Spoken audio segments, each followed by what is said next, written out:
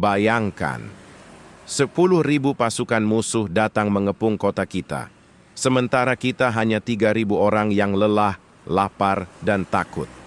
Apa yang bisa kita lakukan? Inilah yang dialami Nabi Muhammad dan para sahabatnya di Perang Khandaq. Tahun ke-5 Hijriah, kaum Quraisy tidak terima dengan kekalahan mereka di Perang Uhud. Mereka mengajak kabilah-kabilah besar Arab untuk bersatu menghancurkan umat Islam. Jumlah mereka membengkak hingga 10.000 orang.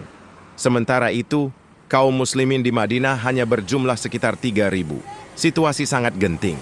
Kabar ini membuat Madinah dalam keadaan mencekam. Anak-anak dan wanita diselamatkan, sementara kaum laki-laki bersiap bertahan. Semua bertanya-tanya, bagaimana cara menghadapi pasukan yang jumlahnya 3 kali lipat lebih banyak? Dalam musyawarah, sahabat Salman Al-Farisi mengusulkan sesuatu yang belum pernah dikenal bangsa Arab, menggali parit besar di sekitar kota. Di Persia, cara ini sering dipakai untuk menahan musuh. Nabi menerima usulan itu. Lalu, beliau bersama para sahabat turun langsung menggali parit.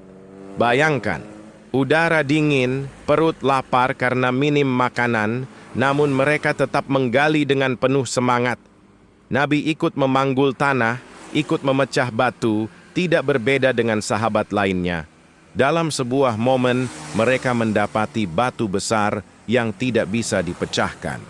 Nabi mengambil palu, lalu memukul batu itu. Setiap pukulan memancarkan cahaya, dan beliau bersabda, "Dengan cahaya pertama, aku melihat istana Persia akan ditaklukkan. Dengan cahaya kedua, Romawi akan ditaklukkan. Dengan cahaya ketiga, Yaman akan ditaklukkan." Sahabat yang kelaparan pun kembali bersemangat, karena mereka percaya janji Rasul adalah janji Allah. Ketika pasukan Quraisy tiba, mereka terkejut melihat parit besar mengelilingi Madinah. Mereka tidak pernah membayangkan taktik seperti itu. Kuda dan pasukan mereka tidak bisa menyeberang. Pengepungan pun berlangsung selama berminggu-minggu. Kaum muslimin menderita kelaparan, kedinginan, dan ketakutan. Tapi mereka tetap sabar. Musuh mencoba menyeberangi parit, namun selalu gagal. Panah-panah dilepaskan dari kejauhan, tapi umat Islam bertahan dengan penuh keyakinan. Di saat yang sama, ada pengkhianatan dari Bani Quraiza, salah satu suku Yahudi yang sebelumnya bersekutu dengan Muslimin. Mereka diam-diam bersekongkol dengan Quraisy. Situasi menjadi semakin genting, seolah pintu kehancuran sudah dekat. Namun, di tengah kegelapan itu, Allah menurunkan pertolongannya. Angin kencang bertiup, tenda-tenda musuh roboh, api padam, kuda dan unta mereka panik. Badai dingin melanda, membuat pasukan Ahzab kalang kabut. Quraisy pun akhirnya mundur, pulang dengan rasa kecewa. Tanpa pertempuran besar, umat Islam tetap selamat. Nabi berkata dengan penuh syukur, "Sekarang mereka tidak akan pernah menyerang kita lagi. Mulai saat ini, kitalah yang akan mendatangi mereka." Hikmah dari Khandaq. Ikhtiar dan tawakal harus seimbang.